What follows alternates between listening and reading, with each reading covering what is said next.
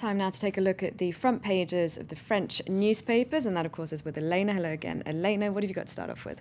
Hello, Claire. Well, it's the socialist presidential candidate François Hollande who's getting the most media attention this morning. Of course, that's because he's set to set out his manifesto for the French in a press conference this morning, and most of it's been leaked to Le Parisien, according to that paper. So they've got 60 propositions Hollande has for France as there their won't be any front surprises page. then if there have been all these leaks Well, already. they say not. To be honest, there's not a great deal that they're revealing exclusively in there today anyway. They say that all of this material has been kept under lock and key by Hollande's team before today's press conference, and then later it's going to be released in 15 million copies of a little booklet that they're going to be distributing around France to try and convince people to vote Hollande. But really, there's nothing in what they've published today that hasn't already been suggested by the Socialist Party or that Hollande hasn't mentioned at previous talks and things like that.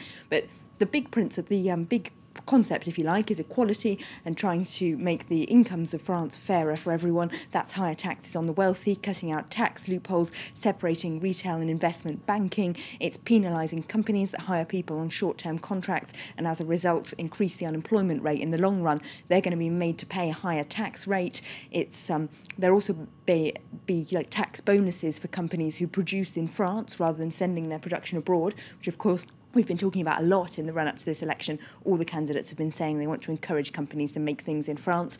Hollande also saying he's going to create jobs, at least 150,000 for underprivileged young people, and extra money for education and training for those people who've dropped out of the education system.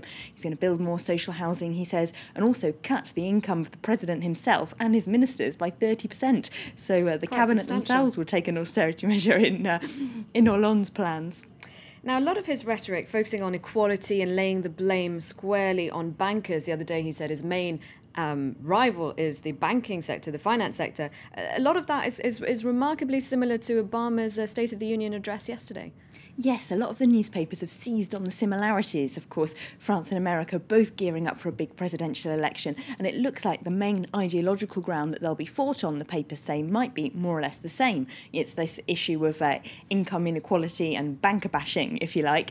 Now, for Le Figaro, of course, that's fiscal populism. That's what they call it in their editorial. They attack both Barack Obama and François Hollande for not seeing the real problem. They say while this kind of rhetoric might help them win elections, especially when, like Barack Obama, they'll be going up against a very fiscally conservative Republican opponent. But while this talk about taxing the rich more might play well with voters, it won't sort out the underlying economic problems that both America and France have. What Le Figaro wants is to hear both of them talk a bit more about cutting the debt and, of course, more austerity measures.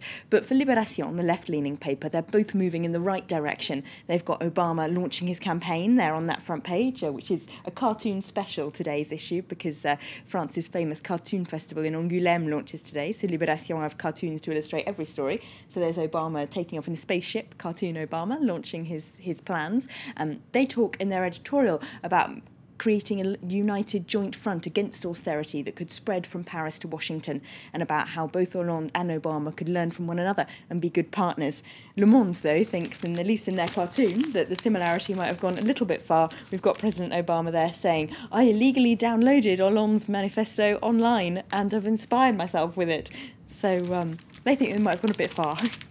And some of the papers find that he hasn't gone far enough in his attack on austerity policy. No, well, there's always people who would like it to go further. The communist paper L'Humanité is campaigning for the left-wing candidate Jean-Luc Mélenchon. What's interesting about their reporting today is that they've done a poll which says 31% of the French still haven't decided who to vote for, and they don't feel represented by any of the candidates.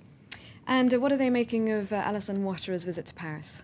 Well, Libération is having a look at the relationship between Sarkozy and Ouattara. They say that for Nicolas Sarkozy, this foreign policy, liberal interventionist foreign policy, both in Libya and in Ivory Coast, sending French troops, is one of the main achievements of his presidency that he hopes to be able to vaunt in the election, and also the idea of having built a new relationship with France's former colonies, which in the past, of course, was known as France-Afrique and very much associated with corruption.